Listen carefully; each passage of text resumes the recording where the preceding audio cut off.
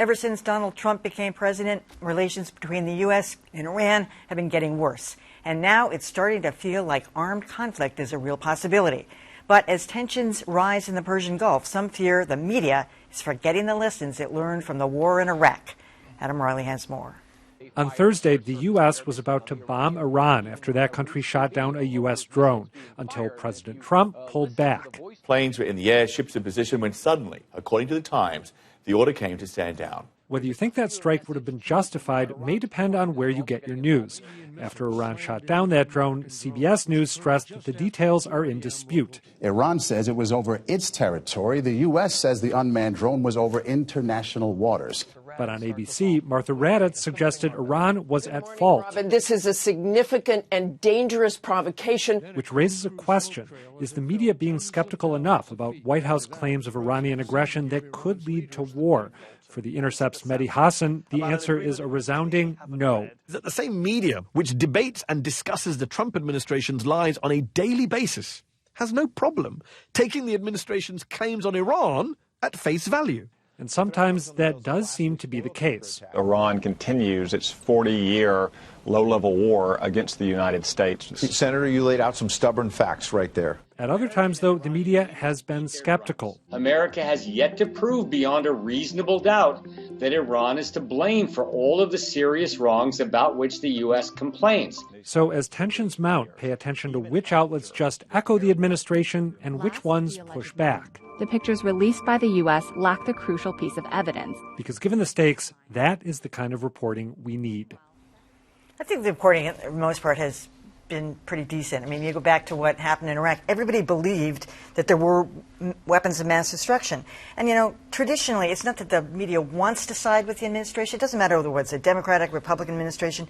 You got to believe the people in defense, Pentagon, are telling you the truth when they're suggesting that Iran is acquiring uranium and is trying to bomb our tankers. I mean, you tend to want to believe them.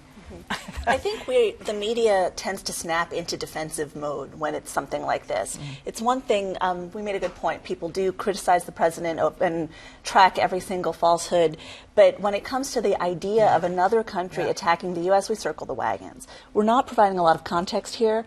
The U.S. has been involved with Iran since 1953 when Eisenhower helped topple their democratically elected prime minister. We sheltered the Pahlavi regime after they were forced out during the White Revolution. Without all that context, you've got a generation of people consuming the news now that just see what they think is an unprovoked attack. Forget about the Shah of Iran. You know, talk about history. We compared this to Iraq in 2003. That was a completely different situation as far as I'm concerned. Colin Powell went on television at the UN and had pictures and video and sound, and it was the CIA and George Tenet who fell down and constructed a case that didn't hold up about weapons of mass destruction. But what really gets me about this one is that the president this week actually tweeted verbatim a banner he saw on Fox News. Now that's the kind of media interaction that distresses me about our president doing something like that.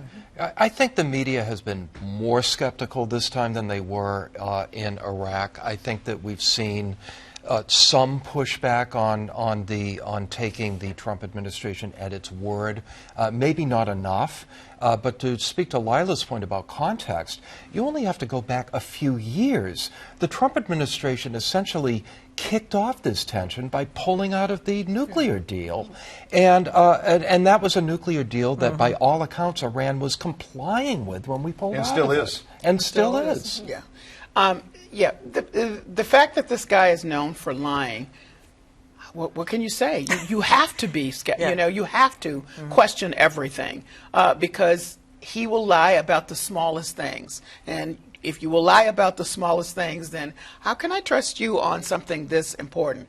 What I'd like to have happen when you talked about circling the wagons is that I'd like to disagree with him about issues and then know that when it came to issues of great national importance, that he wouldn't mess around with that and that the people around him would not either. But we have seen now in 2.5 years that neither of those things is true. I mean, they will do both. They will support him no matter what he says, whether whether it's right or wrong, and he will lie. So, hey, we have to be skeptical. Skeptical and diligent. I think we can't rely on a single anonymous source when we're talking about things going on. And we're talking about going to war. It's where you do your best work.